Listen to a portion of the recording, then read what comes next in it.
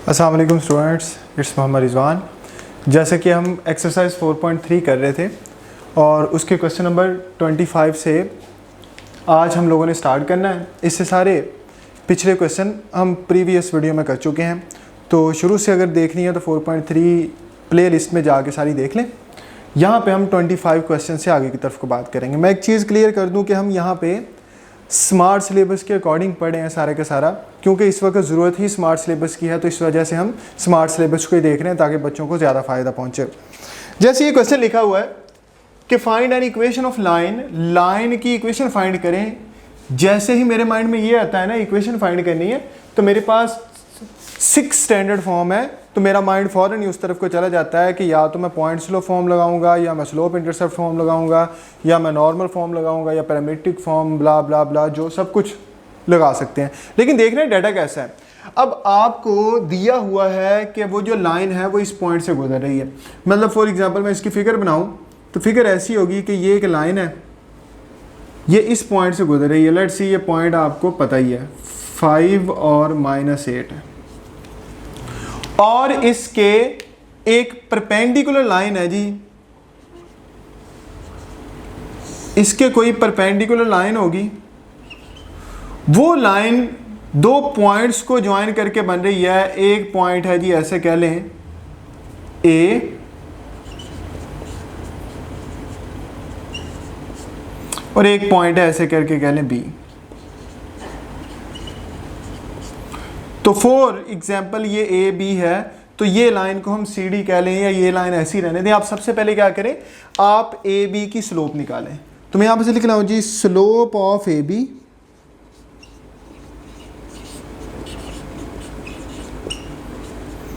इसको हम m1 कह देते हैं।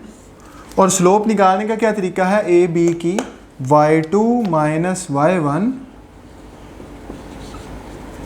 Over x2 minus x1।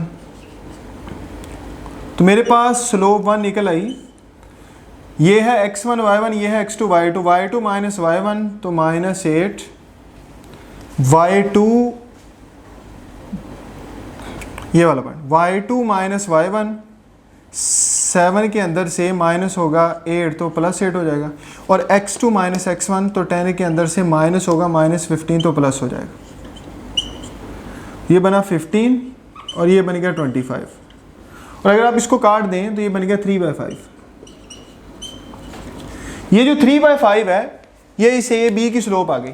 अगर मैं इस लाइन को कह दूं सी डी, तो मैं इस सी डी की स्लोप निकाल सकता हूं। कैसे? जैसे हमने पीछे सीखा था कि ये दोनों लाइनें परपेंडिकुलर हैं, और अगर आपको एक की स्लोप का पता हो तो आप दूसरे की स्लोप फौरन फाइंड कर सकते हैं।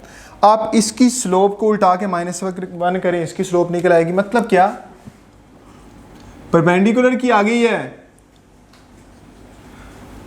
तो slope of C D line, तो सी डी की स्लोप कैसे निकलेगी इसकी, तो इसकी स्लोप को उल्टा के -1 करते हैं। तो फॉर एग्जांपल इसकी स्लोप को आप m2 कह दो, तो वो निकली m1 को उल्टा के -1 करने से। क्यों ऐसा किया? क्योंकि ये दोनों परपेंडिकुलर है।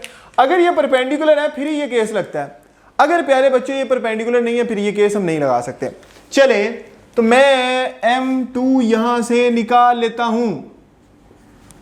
m1 मेरे पास 3/5 है, ये 5 ऊपर चला गया, ये बन गया -5/3। लो जी, तो इसका मतलब है कि अब मुझे सी डी की स्लोप भी पता चल गई है, और वो जिस पॉइंट से गुजरी है वो पॉइंट भी मुझे पता है। तो अब मैं ऐसे लिखूंगा, equation of line C D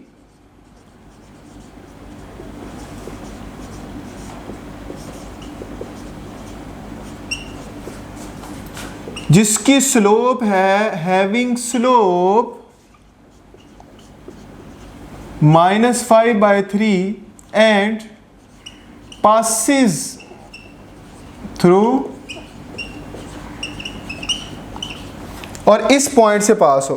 ये पॉइंट कौन सा, 5 और -8। तो एक पॉइंट आपके पास है, एक स्लोप आपके पास है। तो पॉइंट स्लोप फॉर्म लगेगी, वो क्या होती है, y minus y1 is equal to m into x minus x1। x1 y1 ये पॉइंट है ना, ये मेरे पास x1 है, ये मेरे पास y1 है, y माइनस y1 तो -8 लगा +8, स्लोप आपके पास है -5/3, x माइनस x1 5, तो 3 को इस तरह मल्टीप्लाई कर दें, बना 3y plus 24 is equal to -5x plus 25। तो ये दोनों भी इस तरफ ले आए तो बना 5x प्लस 3y, और 25 इस तरफ आगे माइनस होगा तो ये 24 है, 25 तो ये माइनस का 1 बच जाएगा। ये इस तरफ आके प्लस हो गया, ये इस तरफ आगे माइनस हो गया, तो 24 है -25 है तो -1 बचेगा। लें जी,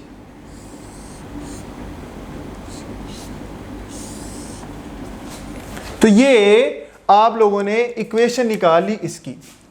चलें, तो ये हमारे स्मार्ट सिलेबस में क्वेश्चन था जी, जिसको हमने जल्दी जल्दी कर लिया। इसमें की पॉइंट वही रहा कि अगर एक लाइन की स्लोप दी हो और हमें पता हो कि दूसरी उसके परपेंडिकुलर है, तो उसकी स्लोप को उल्टा के -1 करें तो आप स्लोप निकाल सकते हैं। ले जी, क्वेश्चन नंबर 26 लिख रहा हूं। क्वेश्चन नंबर 26 शदीद इंपॉर्टेंट क्वेश्चन है, निशान लगाना, बहुत ही ज्यादा इंपॉर्टेंट क्वेश्चन है, बोर्ड में बहुत आता है जी। ये 26 वाला क्वेश्चन शदीद अहम क्वेश्चन है। Find the equation of two parallel lines. नहीं जी, equation of two parallel lines, एक की नहीं दो लाइंस की इक्वेशन फाइंड करनी है। वो दोनों लाइनें आपस में पैरेलल हो और दोनों की दोनों perpendicular to the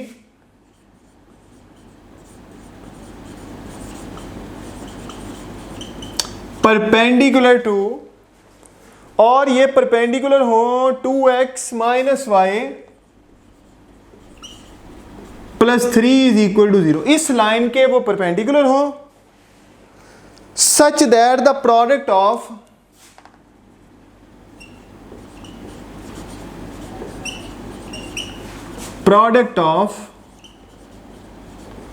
x intercept and y intercept is 3। हर साल पेपर में ये आपको क्वेश्चन मिलता है, मॉर्निंग में, कभी इवनिंग में, ये बहुत ज़्यादा देखा जाता है, तो इसको ध्यान से समझना है। आपने दो लाइनों की इक्वेशन फाइंड करनी है, टू लाइंस की इक्वेशन में फाइंड करनी है, वो दोनों लाइंस किसी थर्ड लाइन के परपेंडिकुलर है। जैसे फॉर एग्जांपल मैं कहूँ कि आपने ये लाइंस हैं जो पैरेलल हैं, इनकी आपने इक्वेशन फाइंड करनी है, और ये दोनों की दोनों एक तीसरी लाइन के परपेंडिकुलर हैं, कुछ ये केस है। तो तीसरी लाइन ये है जिसके ये दोनों परपेंडिकुलर हैं। तो आप पहले तो इतना करें ना कि स्लोप इसकी तो फाइंड करें, क्योंकि इसकी स्लोप निकल आई तो इसको उल्टा के -1 करने से दोनों की स्लोप मिल जाएगी। तो मैं निकाल रहा हूँ स्लोप ऑफ परपेंडिकुलर लाइन। देखें, ये मैंने एक रफ डायग्राम बनाई है, ऐसी नहीं है ये। वो x इंटरसेप्ट और y इंटरसेप्ट आपको पता क्या बता रहा है, ये x एक्सिस को भी कट करिए, y एक्सिस को भी कट करिए। तो स्पेशल टाइप की इक्वेशन है, जैसे मैं आपको लास्ट पे बताता हूँ कुछ कैसी, लेकिन ये मैंने आपको समझाने के लिए बस बना दी है। देखें, ये स्लोप ऑफ परपेंडिकुलर लाइन पहले निकालता हूँ। स्लोप ऑफ परपेंडिकुलर लाइन,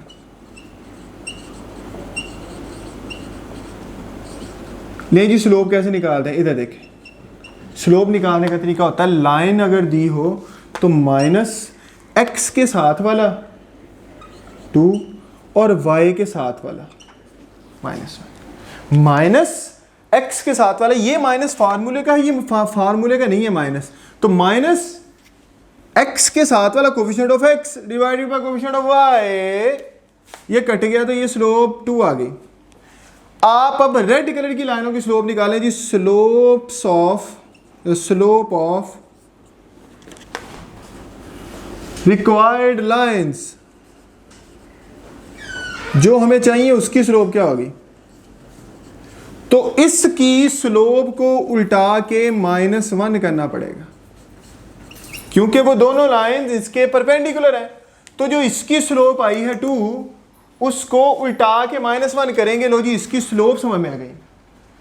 अब मुझे एक बात बताएं, अगर आपको स्लोप पता हो तो आप कौन सी स्टैंडर्ड फॉर्म लगाते हैं? कम से कम आपको स्लोप का और इंटरसेप्ट का पता होना चाहिए। जैसे मैं अगर लेट करूं, ये मैंने आपको समझाने के लिए लेट कर रहा हूं, लेट y इंटरसेप्ट, कोई y इंटरसेप्ट है जी इज c, मतलब लेट कर लूं कि कोई y इंटरसेप्ट है वो c के इक्वल है। अब मैं डाटा देखूं, अब मेरा डाटा कंप्लीट हुआ है कि मेरे पास स्लोप भी है और y इंटरसेप्ट है, स्लोप भी है और y इंटरसेप्ट है। तो अगर मेरे पास स्लोप हो और इंटरसेप्ट हो तो स्लोप इंटरसेप्ट फॉर्म क्या होगी जी? स्लोप इंटरसेप्ट फॉर्म होती है जी y is equal to mx plus c। इसमें m स्लोप है तो वो है -1/2x और c आपको y इंटरसेप्ट नजर आ रहा है। मजीद आप ये करें कि इस 2 को इस तरह मल्टीप्लाई करवा दें तो कुछ ऐसे बना लें कि ये वाला सारे का सारा इस तरफ जाके प्लस का हो गया, ये बन गया 1/2x प्लस ये उधर जाके प्लस का हो गया y is equal to c। अब ध्यान से देखें प्यारे बच्चों इस इक्वेशन को। ये इक्वेशन आपको क्या बोल रही है? ये कह रही है कि x इंटरसेप्ट और y इंटरसेप्ट की प्रोडक्ट 3 के इक्वल है। ओ भाई, इंटरसेप्ट्स दोनों हो तो फॉर्म कौन सी बनाते हैं? अगर दोनों इंटरसेप्ट की बात हो रही हो तो इंटरसेप्ट फॉर्म होती है। अब इंटरसेप्ट फॉर्म क्या होती है? इंटरसेप्ट फॉर्म तो ये होती है x/a plus y/b is equal to 1। और इंटरसेप्ट फॉर्म में इस तरफ 1 होता है हमेशा ही। इंटरसेप्ट फॉर्म बनाना क्यों जरूरी है? क्योंकि ये वाहद फॉर्म है जिसमें दोनों इंटरसेप्ट यूज होते हैं। इसको यहां तक बना के क्यों नहीं छोड़ सकते? इस वजह से नहीं छोड़ सकते क्योंकि यहां पे एक ही इंटरसेप्ट मैंने लेट किया हुआ है। लेट सी के ये इक्वेशन आपके पास इक्वेशन नंबर 1 है, बस मुझे सी निकाल दे कोई किसी तरीके से, मेरा क्वेश्चन हो गया। लेकिन वो इसकी हेल्प से निकलेगा। देखिए मैं ये काम करता हूं, ये काम कैसे करेंगे? मैं इसको converting into 2 intercept form, converting into 2 intercepts form.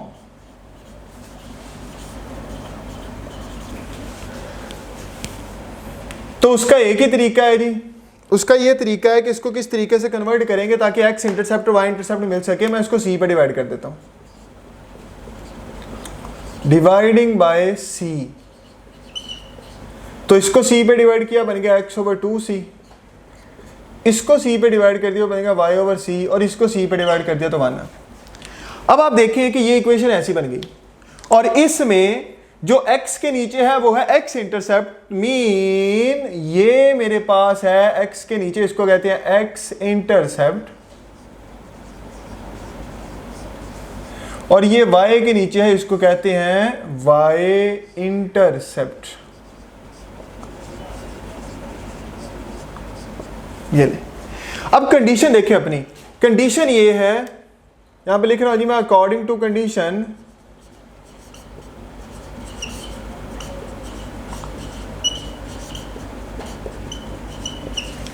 x intercept कितना है 2c और y इंटरसेप्ट कितना है c। इनकी प्रोडक्ट जो है, the product of x intercept and y intercept is equal to 3। ये कंडीशन है अपनी। तो यहां से आपके पास बना 2c square is equal to 3 and c square is equal to 3/2। आप दोनों तरफ स्क्वायर रूट ले लें तो c की वैल्यू आ गई ±3/2। इस c की वैल्यू को इक्वेशन नंबर 1 में पुट कर दें तो आपके पास लाइन होगी, इक्वेशन आ गई, c ही निकालना था। पुट इन इक्वेशन नंबर 1 यानी y is equal to -2/x plus c की जगह पे ये लगा दें। लें जी, तो ये मेरे पास एक लाइन नहीं है, एक प्लस का c है, एक माइनस का c है। ये दोनों ये बता रहे हैं कि मेरे पास टू लाइंस हैं, the equation of two lines, ये दोनों लाइंस इसके परपेंडिकुलर होंगी और इनके एक्स और वाई इंटरसेप्ट का प्रोडक्ट 3 के इक्वल होगा। तो ये था आपका लॉन्ग क्वेश्चन। तो इसकी समरी देख लें, जो आपको सबसे पहले लाइन दी है उसके परपेंडिकुलर नहीं है तो उसकी स्लोप को उठा के -1 करें, तो जो आपने निकालनी उसकी स्लोप आ जाएगी। फिर कोई इंटरसेप्ट वाला आप इक्वेशन कोई बना ले, कोई इक्वेशन बना ले, कोई भी इक्वेशन बनाने के बाद यहाँ पे कोई भी इक्वेशन बन सकती है, जरूरी नहीं है, लेकिन पॉइंट है नहीं तो पॉइंट से बच जाए। जो भी इक्वेशन बनानी है वो बनाने लिखने के बाद उसको टू इंटरसेप्ट फॉर्म में कन्वर्ट करें। टू इंटरसेप्ट फॉर्म में इसलिए कन्वर्ट करना है क्योंकि आपको कंडीशन में दोनों इंटरसेप्ट गिवन है और दोनों इंटरसेप्ट तो होते ही टू इंटरसेप्ट फॉर्म में है। बाद में उनको मल्टीप्लाई करवा के 3 के इक्वल रखें, प्रोडक्ट ऑफ देम इज 3 और वहां से सी निकाल के पुट कर दें तो आंसर आ गया आपका, कोई मसला नहीं। चले क्वेश्चन नंबर कर रहे हैं जी 27।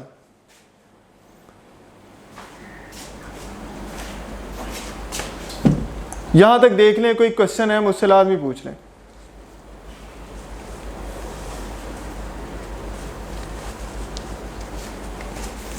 जी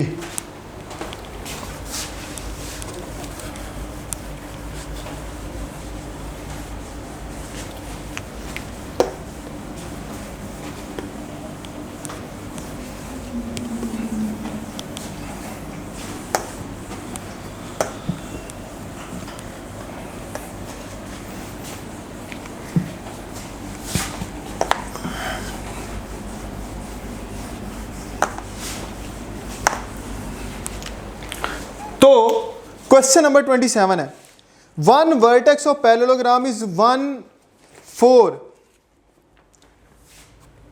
क्वेश्चन नंबर 27। चलिए मैं आपकी डायरेक्ट फिगर के साथ इस क्वेश्चन का स्टार्ट करता हूं जी।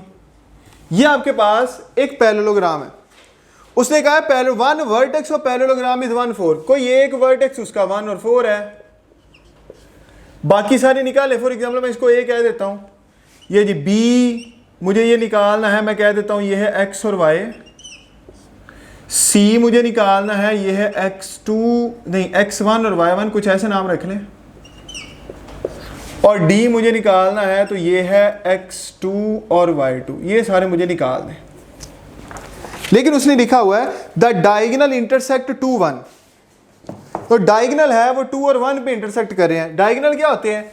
ए का अपोजिट सी के साथ और डी का अपोजिट ए के साथ वर्टेक्स के साथ कनेक्शन, और ये जिस पॉइंट पे मिलते हैं इसको कहते हैं डायगोनल। दोनों डायगोनल इंटरसेक्ट कर रहे हैं।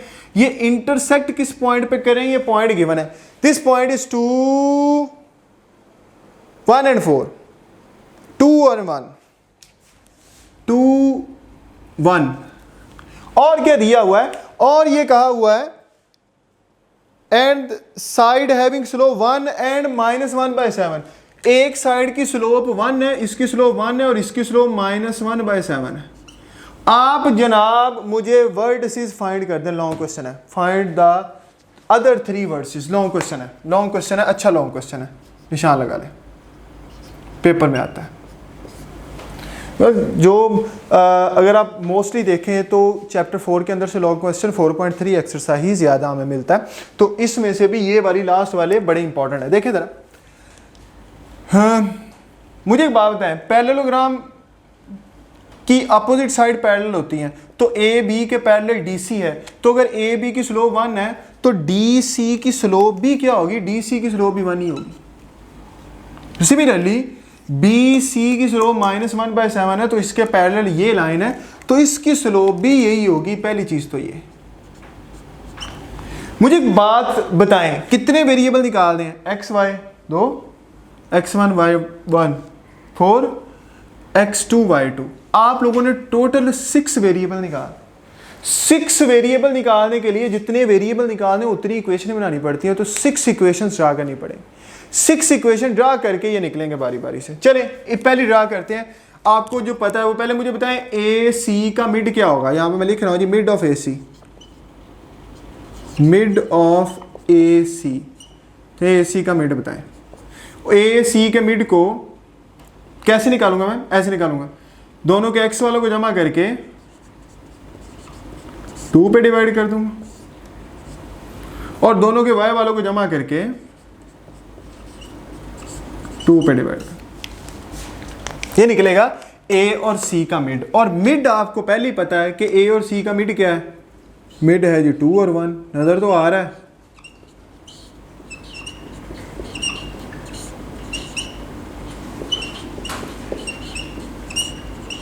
यहां से ये पॉइंट और ये पॉइंट आपस में बराबर है, तो 2 points are only equal if the components of x and the components of y are equal, तो ये भी आपस में बराबर होंगे।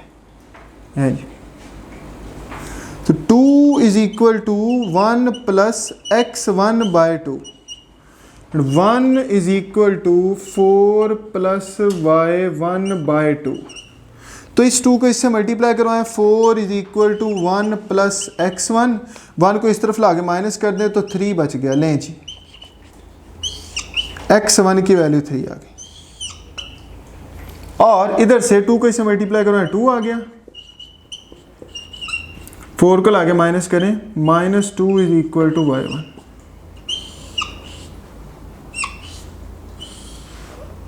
ये ले, तो x1 की वैल्यू भी 3 आ गई और y1 की वैल्यू भी -2 आ गई। तो ये आपके पास पॉइंट्स मिल गए आप लोगों को। नाउ आगे चलते हैं, मतलब कि आपके पास ये आ गया। मैं यहां पे लिख भी देता हूं कि x1 की वैल्यू 3 आ गई और y1 की वैल्यू -2 आ गई। ये पॉइंट निकला है। चलिए, अब मेरे पास ये पॉइंट भी आ गया, ये पॉइंट भी आ गया। चलो इसकी स्लोप निकालते, पहले इसकी स्लोप। तो स्लोप ऑफ बी सी, या यहां से शुरू करते हैं, ए बी की स्लोप किसके इक्वल होगी जी, बारी बारी से। नहीं जी, स्लोप ऑफ ए भी प्यारे बच्चों इज इक्वल टू, कैसे स्लोप निकालेंगे, निकालेंगे y-4 अपॉन x-1, वही वाला formula y2 - y1 over x2 - x1। और स्लोप ऑफ ए बी आपके पास है, कितनी है, 1 है।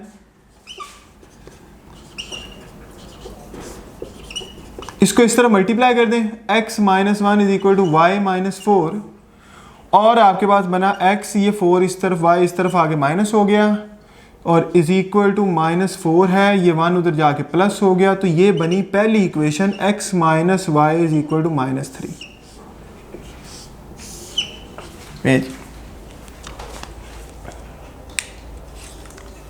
ये y इस तरफ आगे प्लस का हो गया, 1 उस तरफ जाके प्लस हो गया। अब मैं निकालता हूं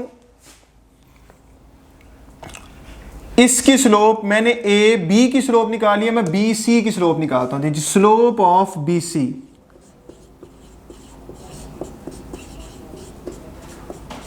फार्मूला वही, y के अंदर से y वाला माइनस कर दे। देखिए अब y का आपको पता है, y कितना है, -2 है, तो y2 - y1 नहीं पता, तो ये y अपॉन x2 आपके पास 3 है, माइनस x1 आपके पास x।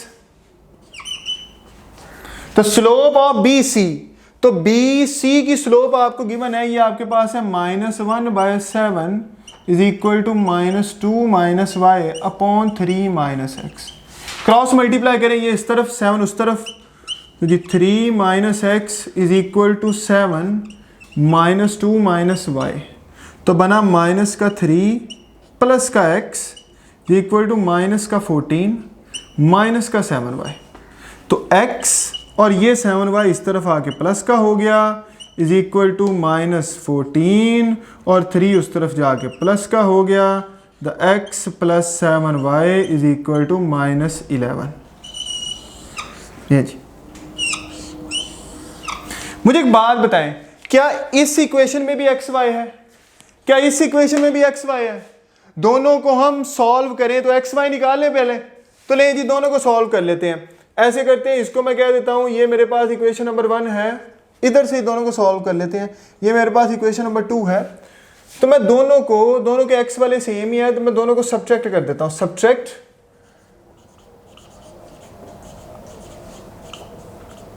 2 फ्रॉम 1, तो 1 मैंने लिखी और 2 को मैं लाके माइनस करता हूं, और आपको पता है कि सब्ट्रैक्ट करने की वजह से इसके साइन चेंज हो जाएंगे, प्लस माइनस का, ये भी माइनस का, ये प्लस का, ये कैंसिल हो गया। ये बन गया जी माइनस का 8y इज इक्वल टू, और इस तरह भी 11 में से 3 निकाले तो 8, तो y की वैल्यू आ गई -1। इस y की वैल्यू को आप किसी में पुट करें, पुट इन 1 कर देते हैं,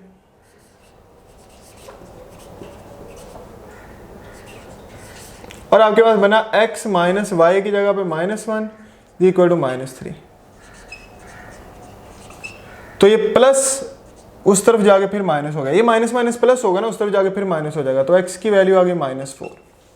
तो ये पॉइंट आपको दोबारा से मिल गया, ये पॉइंट आपके पास आया, x की वैल्यू आई -4 और y की वैल्यू आ गई -1।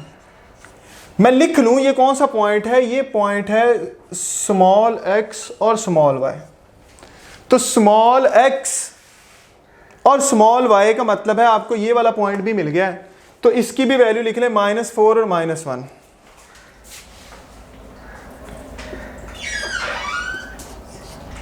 लें जी, अब इस b और d के ऊपर दोबारा से ऑपरेट करके ये वाला पॉइंट भी निकाल लें। तो मैं यहां से लिख लेता हूं दोबारा से, जहां से मैंने क्वेश्चन स्टार्ट किया था, मिड ऑफ BD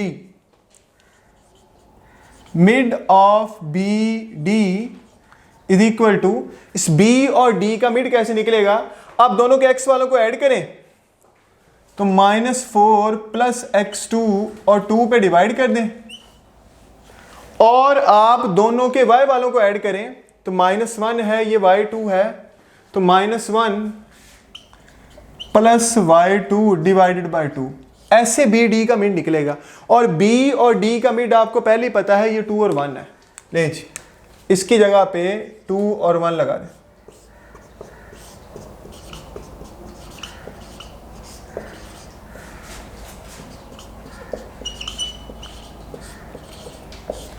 इनको इक्वल रख के आप x2 और y2 भी निकाल लें, तो 2 is equal to -4 plus x2 divided by 2 and 1 is equal to -1 plus y2 divided by 2। तो 2 इससे मल्टीप्लाई हुआ 4 और x2 आपके पास आ गया 8 जी 2, ये आ गया 3, और ऐसे करके आपको ये पॉइंट भी मिल गया, x2 y2 is equal to 8 और 3। ले जी, तो ये था आप लोगों का लॉन्ग क्वेश्चन जो कि रेलिवेंट था क्वेश्चन नंबर 27 के, और ये पेपर में आपको बहुत ज़्यादा देखने को मिलता है ये क्वेश्चन और इससे पिछला क्वेश्चन 26 वाला। तो ले जी सारे अपना ख्याल रखें जी, यहाँ तक, इससे आगे इंशाल्लाह नेक्स्ट लेक्चर में। फीमान अल्लाह।